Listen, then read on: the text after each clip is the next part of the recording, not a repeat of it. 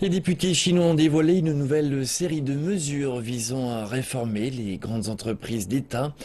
La réforme a pour but de restaurer la confiance dans une économie qui connaît une pression à la baisse. Les salaires et la gestion des ressources humaines sont également à l'ordre du jour. Nous nous rendons à Shenyang, autrefois le centre industriel du pays, dans le nord-est. Pendant des années, les réformes des entreprises d'État afin d'en améliorer l'efficacité et la compétitivité ont été parmi les plus grandes tâches des législateurs. La dernière réforme montre que le gouvernement central est prêt à s'attaquer aux sujets les plus difficiles. Les mesures proposées exigeraient des entreprises publiques qu'elles promeuvent un système de conseil d'administration afin d'éviter que les décisions ne soient confisquées par les seuls hauts responsables et la mise en place de mesures incitatives pour des employés basées sur une évaluation de leurs résultats.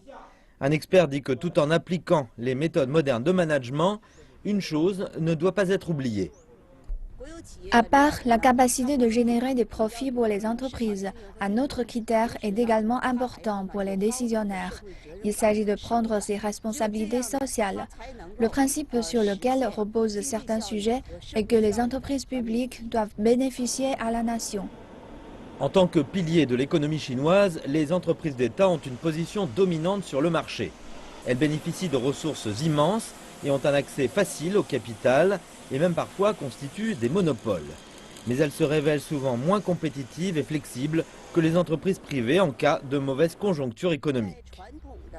Traditionnellement, dans les grandes entreprises d'État, la plupart des décisions sont prises par le seul PDG, parfois sans aucune consultation avec l'équipe managériale. La réforme voudrait construire un mécanisme de prise de décision dans lequel les différentes couches de l'entreprise seraient mises à contribution pour obtenir la meilleure décision possible. Dans des régions comme le Nord-Est, où l'économie a longtemps reposé sur les grandes entreprises d'État, la plupart d'entre elles connaissent les pires difficultés depuis une décennie ou plus.